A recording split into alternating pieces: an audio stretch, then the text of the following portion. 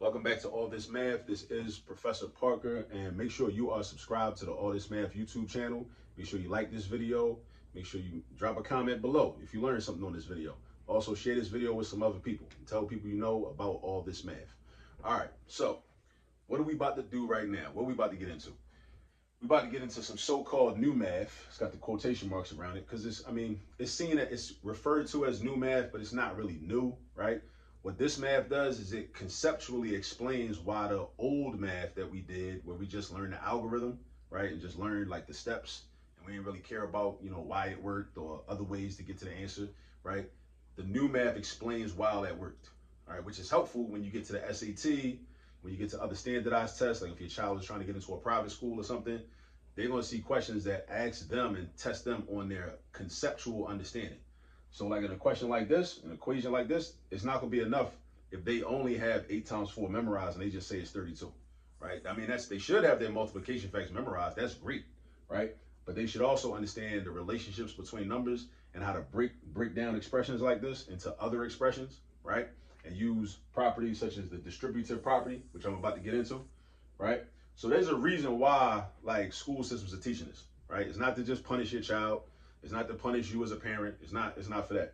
It's to get them a better understanding of numbers and number sense, and also the relationships between numbers. All right. So because once they do that, that's going to help them when they get to algebra, and whether they take algebra in 7th grade, 8th grade, or in high school, right? They're going to have a better understanding of algebra. Because a lot of students, when they're in elementary school, they're like, oh, math is cool. I liked it, blah, blah, blah. But historically, over time, a lot of people, they get to algebra and they're like, oh, I don't like this. Why? Because algebra introduces variables, unknowns, letters, right? But if you understand the concept, if you learn the concept while you're doing arithmetic, then once you get to algebra in 9th grade, 8th grade, 10th grade, whatever, then it's sweet, right? So as a parent, that's what I want you to think about. When you think, because you should ask the question, well, why they got to do it this way? That's an excellent question.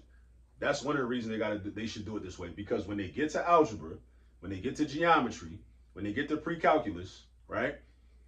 They're going to need to understand these concepts, because when they have unknowns and variables, it's not going to be straightforward. It's not going to be sweet like, oh, well, I know 8 times 4 is 32. I'm done. No, it's going to be step-by-step processes they're going to have to go through, and they're going to have to know how to figure some stuff out. Also, in terms of careers, right? Going into a STEM field, you want your child to be an engineer, computer scientist, architect, whatever. All that stuff where it involves being able to, break things apart and then put them back together, or break them apart and put them back together in a different way. That's what we're doing here. We're about to break down 8 times 4. All right. So if your child develops that skill in a math class when they're real young, then they're being prepped for that type of pathway. Whereas a lot of people are not prepped for that type of pathway, right? They just want people to just memorize 8 times 4. And I'm all for memorization. Memorization is cool. I'm not one of them people, right? You should know 8 times 4 is 32. But you should also know why 8 times 4 is 32, and what other multiplication facts you can use to still arrive at 8 times 4 being 32. So let's get into it. So let's say you had a question like this, right? And they tell you that they break the 8 down into 2 other numbers, 2 other add-ins that add up to 8. Let's say 5 plus 3, right? So let's say we break down 8 into 5 plus 3. Why? No reason. It's just that 5 plus 3 is 8. I could have did 6 plus 2, or 7 plus 1, or 4 plus 4, right? But I'm choosing to do 5 plus 3, right? It's arbitrary. So this 8 becomes 5 plus 3. So now we got, instead of 8 times 4, we got 5 plus 3 times 4. So notice that. The 8 got replaced with 5 plus 3. The 8 was first, now the 5 plus 3 is first. The 8 was first, now the 5 plus 3 is first. The times 4 is second. The times 4 is still second. All right? So that part don't change. You got times 4, you got times 4. Now, distributive property says we can distribute this 4 to everything inside the parentheses. Everything inside the parentheses. So the 4 gets distributed to the 5. The 4 gets distributed to the 3. Now, what does that look like when you write it down? When you write it down, it's going to look like this. We got 5 times 4, and then that plus sign comes out. And then we got 3 times 4. Right? So what we're saying is, so both of these numbers get multiplied by 4. That's the distributive property. Think about what the word distribute means. To give out, right? We basically distributing this 4 to the 5 and the 3. right? We're giving this 4 to the 5 and the 3. That's why it's called distributive. All right. So now look what we got. We got 2 multiplication problems. All right. Now, another reason that this method is beneficial, let's say your child didn't have their multiplication facts memorized. Let's say they ain't know 8 times 4 was 32 off the top of their head. Let's say they don't know that yet, right? So they don't know that. But let's say they did know what 5 times 4 was. Let's say they know their 5 facts, but they don't know their 8 facts. They know their 5 facts, but they don't know their 8 facts. Or let's say they know their 4 facts. Well, they know their 4 facts, they would know what 8 times 4 was, because they would know that 4 times 8 is 32. That's the commutative property. But let's say they know their 5 facts, and then they know their 3 facts, right? They know their 5 facts and their 3 facts, but they don't know their 8 facts, right? So they know 5 times 4 is 20.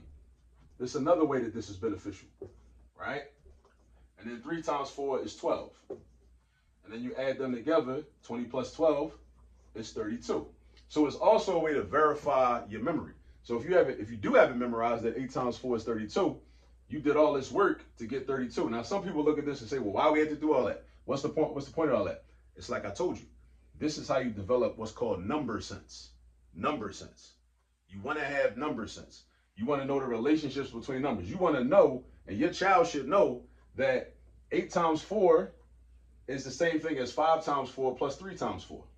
8 times 4 is the same thing as 6 times 4 plus 2 times 4. Why? Because 6 plus 2 is 8. Meaning, this is like a formula. Any sum of 8, any 2 numbers that form a sum of 8 can each be multiplied by 4 to get the same result as 8 times 4, right? And that's important to know, because now you develop a number sense. And that's going to separate you from just a basic math student to a high-functioning, high-performing math student, right? When you understand number sense and you understand the relationships between numbers. So again, 8 times 4 is 32. We know that, right? That's cool. And then some people will say, well, why do you got to do all this? Again, because you want to do all this because you want to really understand the relationship between the numbers. Just like we could do, if 8 times 4 is 32, then that means that 7 times 4 plus 1 times 4 is 32. Or 2 times 4 plus 6 times 4 is 32, right? Because any 2 numbers that add up to 8, or any 3 numbers that add up to 8, you could take 3 numbers that add up to 8 and create 3 multiplication problems and add them together. And it'll still give you 32. But that's important to know, right? Because now you're getting into, how to, you're developing your number sense. All right. And again, that's going to help you when you get to algebra, when you get into the X's and the Y's and the R's and the Z's and all that. And it's unknowns. You want to know how to do that. You want to know how to do this, right? Because you're going to use they're going to use distributive property all the time. So you want to set them up now. So that way, when they get into that algebra class, you're not sitting there like, oh my God, this is so hard, I don't know what to do. They're already going to be used to it because they've been using the distributive property since back in the day. All right, let's do another example. What if we did 9 times 7? 9 times 7. What if I broke 9? What if I broke the 9 up into 5 plus 4? So I break the 9 up, and you can break up the second number. I'm just choosing to break up the first number. So we break up this first number into 5 plus 4, and then times 7. So the 9 becomes 5 plus 4. Why? Because 5 plus 4 is 9. Now I could have did 8 plus 1. I could have did 7 plus 2. I could have did 6 plus 3. So it's important for your child to also already know their addition facts, all right, in order to do this. So we got 5 plus 4 times 7. So then we're going to break this out, distribute the 7 to each of these, distribute, give out the 7 to each of these numbers. So then I'm going to have 5 times 7 plus 4 times 7. So then I got 5 times 7 now. Hopefully, you know your multiplication facts, you know your 5 facts, and you know your 4 facts, right? So 5 facts and 4 facts. But what if you didn't know your 9 facts? This is another benefit. If your child didn't know their 9 facts yet, right? Because eventually they should, and they will, right? But what if they did know their 5 facts and they knew their 4 facts? They could still figure out what 9 times 7 was. They don't got to sit there. See, because a lot of children will do is they'll see 9 times 7 and they'll be like, I don't know my 9 facts. And they just sit there like, I'm stuck. I can't do nothing. Again, math is about problem solving. It's about problem solving. And what happens when you encounter a problem? If the way that you normally know how to solve a problem doesn't work, what you just going to sit there and cry?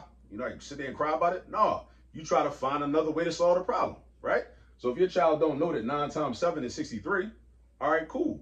But what if your child does know that 5 times 7 is 35 and 4 times 7 is 28? Then they can say, oh, well, if I know that, I know since 5 plus 4 is the same thing as 9, then I could do 5 times 7 and 4 times 7 and still get the answer. So that means I ain't stuck. I don't gotta sit there mad, right? Sitting there in class mad and angry. And what happens? This what happens when your child's sitting in class mad and angry. That's when they start being disruptive. That's when you get the phone call home. Your child start tripping in class. They get out of pocket, get kicked out of class or something, right? All because they didn't know another way to solve the problem, right? Because they got frustrated, which is what happens to human beings. We get frustrated and start acting erratic, all right? So we want to avoid this. We want to give them other methods for solving these problems, right? So what's 5 times 7? Let's say they know that's 35. All right, cool. And then what's 4 times 7? Okay, that's 28. All right, let me add them up. Now, it's many ways to do this too. The way I do this, usually, is I like to break it down by place value. Add the 10s up, add the 1s up. 30 plus 20. 30 plus 20. That 3 is 3 10s, that 2 is 2 10s. That's 30 plus 20. That's 50. 5 plus 8 is 13. What's 50 plus 13? 50 plus 13 is 63. So again, it's another way to find the answer. I forgot to draw a box around this one up here. So it's another way to find the answer. You always want other ways to find the answer. All right, that's another way. You don't ever want to be pigeonholed and stuck with just one way to find an answer. You want multiple ways to find answers. All right, let's do another one. This video getting kind of long, but it's worth it though. Again, this is distributive property, a very important property in math. So let's say we had 7 times 5. And we break the 7 down into, let's break the 7 down into 5 plus 2. So we got 5 plus 2 times 5, right? So I distribute the 5 to the 5 and the 2. Distribute the 5 to the 5 and the 2. I give the 5 to the 5, I give the 5 to the 2. Again, remember what the word distribute means, all right? So that's going to become 5 times 5. Bring your plus sign out. That's going to become 5 times 2. I guess I could have wrote it as 2 times 5, but the order really doesn't matter. The order really doesn't matter. But don't let that confuse your child. They could write 2 times 5. That'll be fine. But the order when you multiply does not matter because it's not going to affect the product. The product is still going to be 10. So this is going to be 25. This is going to be 10. And what's 25 plus 10? What's a quarter plus a dime? Quarter plus a dime is 35 cents. So 25 plus 10 is 35. Now, your child might know 7 times 5 is 35. They should know that 7 times 5 is 35. But what if they didn't? If they didn't, they know they can still figure it out. Even if they don't got it memorized, they can still figure it out. And again, even if they did know what 7 times 5 was, then this method is going to help them because later on, like I said, when they get to algebra class, when they get to a higher grade, they're going to need to do work like this that's going to involve variables, right? Because it's not going to be, the questions in algebra are not always as straightforward as just knowing what 7 times 5 is, right? Because there's variables involved that we got to solve for and figure out what their values are. All right, last but not least, let me see. What if we had 6 times 8 is equal to the quantity of, when we see parentheses, that's called a quantity. A quantity. Quantity of 5 plus 2. Quantity of 5 times 5. That's math vocabulary. Quantity. Plus the quantity of 5 times 2 again. All right, so here we got the quantity of blank times 8 plus 5 times 8. So now if your child see a question like this, they got to figure something out. So they're like, okay, well, the times 8s, where did those come from? Right here. The times 8, right? But what should go in this blank spot? If it's a 5 right here, then what should go right here? Obviously, they must have broke the 6 down. If they broke the 6 down into 2 add-ins or 2 numbers that add together to equal 6, what would those numbers be? If one of them is 5, the other one got to be 1, right? Because 5 plus 1 is 6. So that turns into a 1. So now we're doing, let me see, what does it say? Okay, yeah. So now 1 times 8, we're doing multiplication. 8, and then plus, what's 5 times? Oh, that's not supposed to be a plus sign. That's not supposed to be a plus sign. That was supposed to be a multiplication sign. Because look, multiply. Right? Plus sign's right here. 5 times 8 is 40. All right? And then your final answer is just 8 plus 40, which is 48. All right, so that's the final answer. So I hope, like if you're a parent watching this, I hope that you feel a little more comfortable with the distributive property and with the new math homework. All right? So remember, it's the beginning of the school year. It's a marathon. It's not a sprint. Don't let this homework frustrate you. All right? Just stay on my YouTube channel. I got videos for days. And if you need some support with a homework assignment and you don't see the video that you're looking for, please reach out to me. Either reach out to me on Facebook. at All This Math. Inbox me. Reach out to me on Instagram at All This Math. Or drop a line in make a comment in one of my videos, and I'll probably see it that way. But there's different ways to contact me. Reach out to me if you need a video that you don't see in one of my playlists already. All right, now go help your child with their homework.